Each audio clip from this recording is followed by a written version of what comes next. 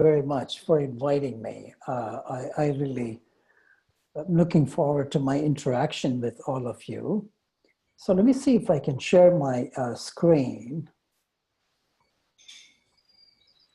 It says the host needs to give me permission to share screen. Give me a moment.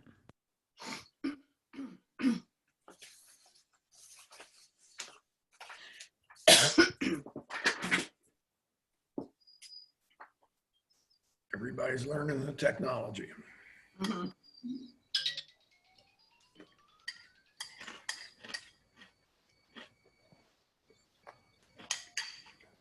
Oh.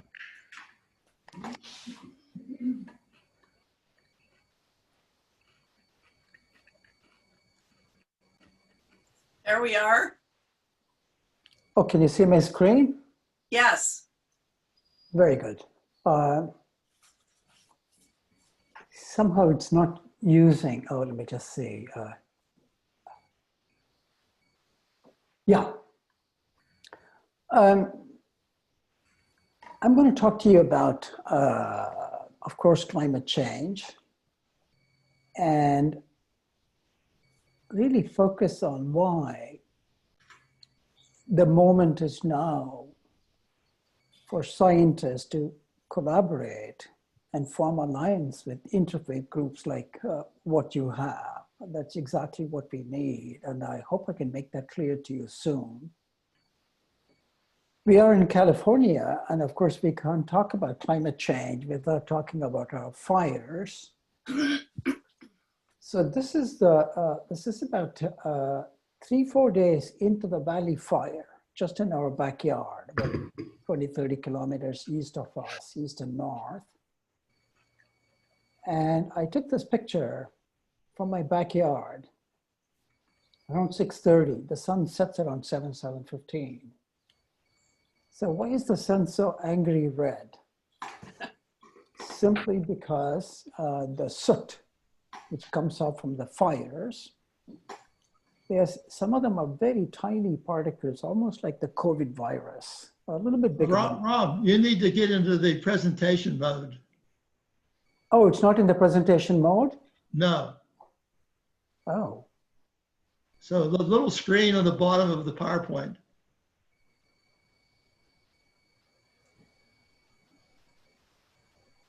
Is that in the presentation mode now?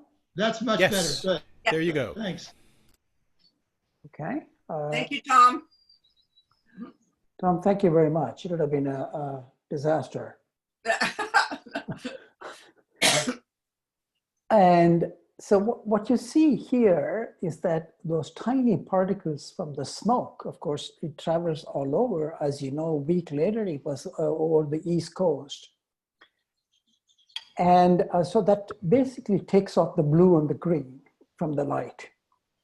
And so that's why all you're left with is the red color in the sun.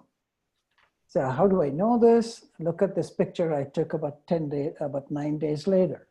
So that's the color of the sun during around 6:30, okay? So I'm showing this to show that how the smoke affects everything. What we see, what we inhale, thousands of miles away. It's a spectacular display of how we are all interconnected. Mm-hmm. So we are never going to solve this problem if we don't recognize the fact emissions anywhere is global warming everywhere. So what does that mean? We're not going to solve this problem by pointing fingers at each other. This is the time for all of us, no matter where we are, no matter where our cultural origin or religious origin or national origin, we all become brothers and sisters. And that's the only way we're going to solve this problem. So I'm showing you the Valley Fire. And what's the connection between these fires and climate change? And don't be scared about that equation I have. I'm not going to give you a quiz on it. So the connection between fires and global warming is very simple. that it's a thing you can do on your kitchen. Just put a pan of water and turn on the power range. If you sit there long enough, the water will be gone. Where is that water? It just goes into the air above in the kitchen and then outside as vapor. So that's what exactly is happening. That equation is what governs how much water is converted to vapor, okay? And I have personally tested it with satellites, instruments. I am shocked, and the papers I've been publishing over the last 25 years. That equation has a death grip on everything that happens in the planet when climate changes. What it tells you is that when the temperature of the planet increases, the evaporation increases exponentially.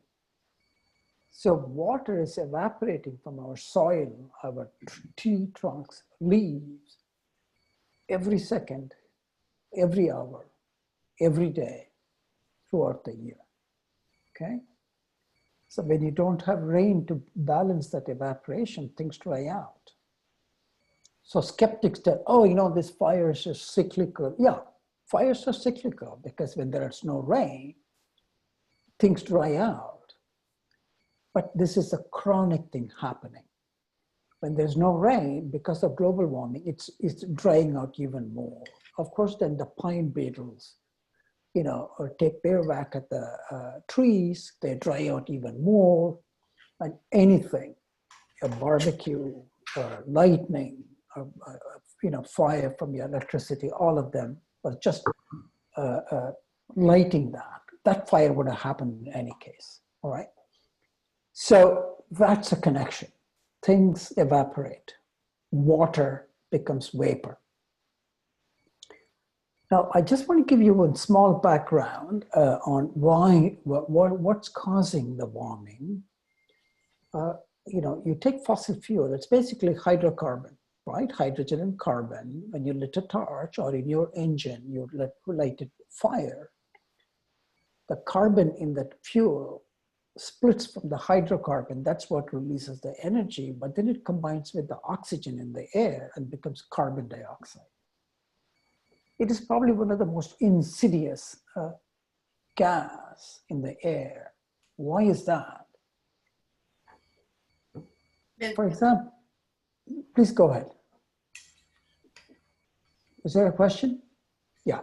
So when let's say we took a car or bus and then we release this carbon dioxide from the tailpipe, that stays for a century. 50% of it stays for the 100 years. And 20% stays for 1,000 years. So it's accumulating. How much have we emitted since James Watt invented the steam engine in the 18th century? 2 trillion tons. Imagine that. About half of it is still in the air, about 1 trillion ton. So it covers the planet like a blanket. Just like a blanket on a cold winter night keeps you warm by trapping your body heat, this blanket, trillion-ton blanket, traps the heat coming from the earth and the air, and that's why things are heating up.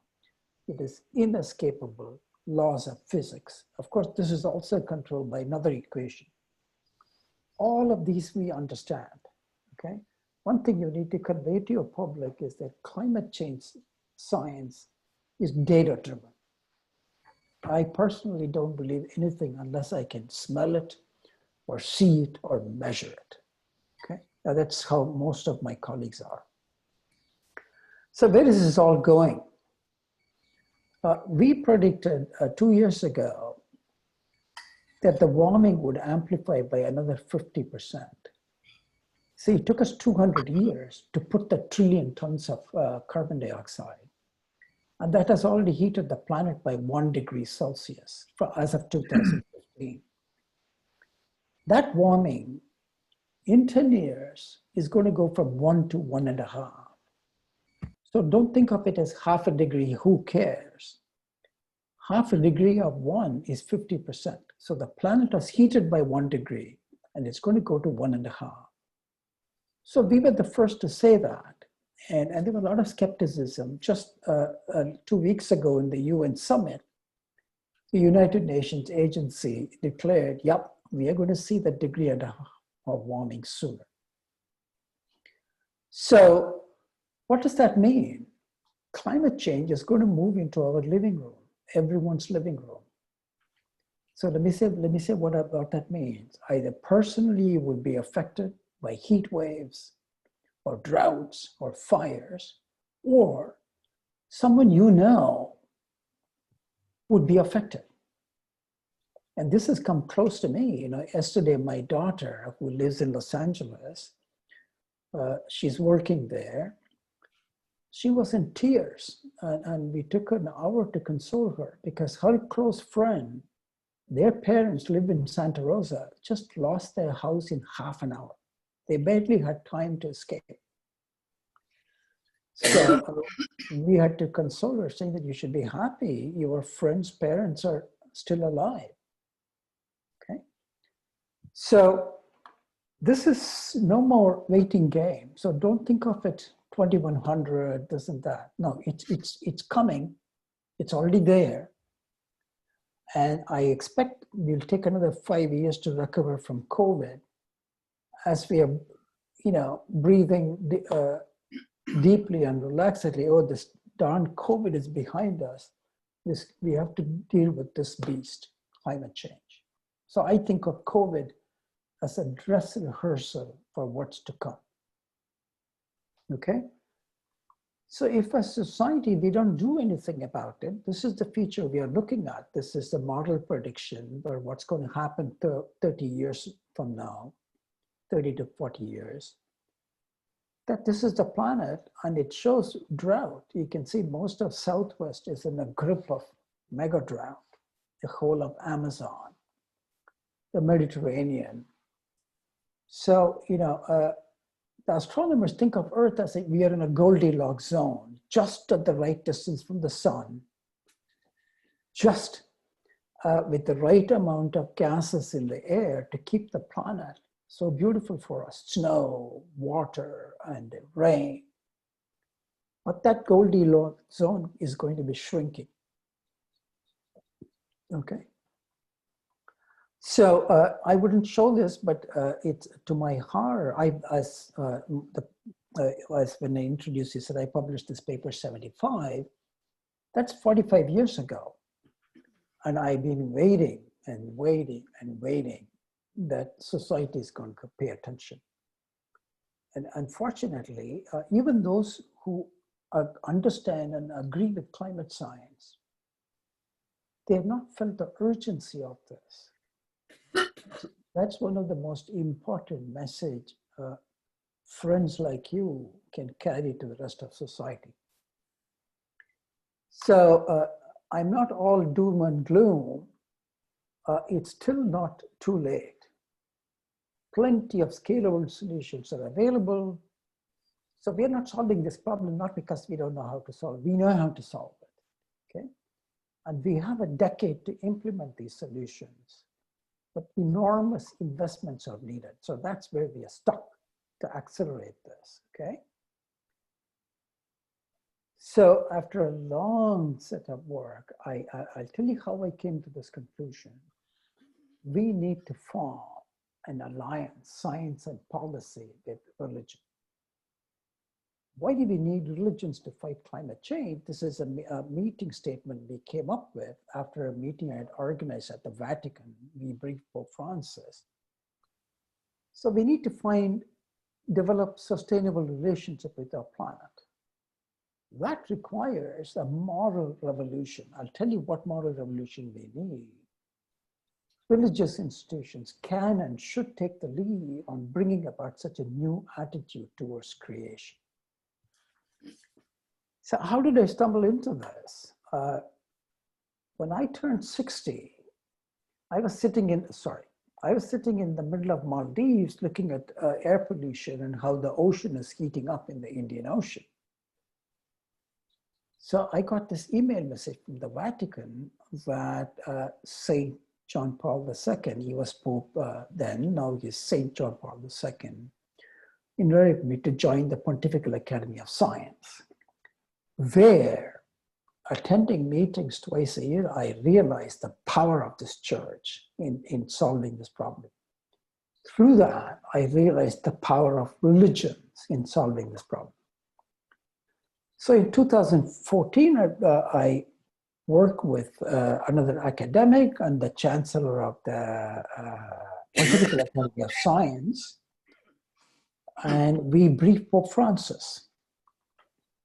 I was supposed to brief him for about 20 minutes. He got very busy, so all I had was 2 minutes to brief him. Oh my gosh. In the parking lot of the Vatican. Behind that, you see the St. Peter's Basilica. Behind Pope Francis is the dormitory. We all say he also stays in the same place. So I talked to him about the ethical, moral issues of climate change. At the same time, now, mind you, I'm 70 years old. That was a momentous year for me, is that as I had the chance to brief Pope Francis, the president of University of California asked me to team up with my academics and come with solutions to the climate change problem. And that's what we call bending the curve. This is a phrase we coined in 2015. So that community became with technological solutions. We need kind of policy solutions, but our top solution was societal transformation. That we concluded climate disruption and crisis requires fundamental societal transformation. And there are many ways to accomplish this. What you're doing is one of them. But other thing we thought was education must be one of the pillars. And we said that education must start from pre-kindergarten and continue all the way to adulthood. And I want to just a little bit, talk to you about what I'm doing there. So we, University of California, all the 10 campuses we got together, I had the privilege of leading this group. We came up with this goal. We have to educate 1 million climate warriors, okay, to solve this problem. So we have created this education protocol for mainly undergraduate students. We created a digital book. You see the image of that. We created a hybrid course with taped lectures. Then we had an online version, which we are now using it because of COVID. And then a MOOC for adults, okay? But now I'm starting on this program called Climate Education for All. And let me just set the stage for that. That Education for All is not like a course, it's spreading the message, particularly to those of our friends, brothers and sisters in Midwest and South who have difficulty with this issue. I think unless we bring them on board, we are not going to solve this problem. You know, we are in a democracy, we need majority support. So what's the entry point into faith? It's address the ethical and moral issues. And so that you community leaders can take the message directly, okay? So let me address two ethical moral issues. The first is the intergenerational equity. In my research, I stumbled on this, that there are really two codependent worlds. One world is occupied by 1 billion. I am part of that. We live with unlimited access to fossil fuels, which is the source of the problem. But it's also a source of, let's not, throw rocks at the fossil fuels. It's because of that we are enjoying the standard of living we are. Simply, it's become outdated. Contrast the top 1 billion with the bottom 3 billion who lack access to fossil fuels even for cooking. But now I know San Diego, many children go hungry. So in the bottom 3 billion also belong a lot of poor in America, okay, just in our backyard. And second is intergenerational equity. See, the climate change we are talking about is going to linger on for centuries, if not 1,000 years. So our children, grandchildren, and generations unborn will suffer the consequences of what we are doing at this time. So I show this image. Will you get on this plane if it has a 1 in 20 chance of crashing? We won't. But our children and grandchildren have to get on that plane. Now think of that as the planet, okay? So those are the ethical, moral issues why I think faith leaders are the most well-equipped to address this. So I want to just conclude with what Pope Francis is doing. You know, in 2015, he commissioned a summit for city mayors around the world. And I was part of the organizing committee. So as part of that, I had invited our Governor Jerry Brown to join us. And on October 4th, that's this Sunday, I hope all of you will read that. He's releasing a new encyclical. It's in Italian, but I think there's an English translation. It's basically calling it brotherhood. What he's arguing for is that we should think of our other species, the trees, all living beings, as our brothers and sisters. Because when there is a climate cliff, they're going to go first, many of those species. We are seeing our fires going down that cliff, or our forests. So he's asking us to develop a brotherhood with everyone on the planet, but also with species, okay? So after that, we are thinking of series of efforts to spread that message. And let me just conclude. This gives us some of the links of the things I talked about, our Twitter base, our MOOC course, PTC, etc. What I'm trying to do with this education for all is we have formed an alliance with various faith groups. Primarily now we are focusing on the Catholic Christian religion. And we want to work with them to develop education materials of about 3 to 5 minutes each, which the local preachers and local community leaders like you can use. So the question is, you already have that. Why do you need this? Or why do you need us? I think where we bring in is the fact that you will be able to say these we were developed working with scientists who are working on this problem. So I think that will give hopefully more power to persuade people. Thank you for inviting me. Thank you so much.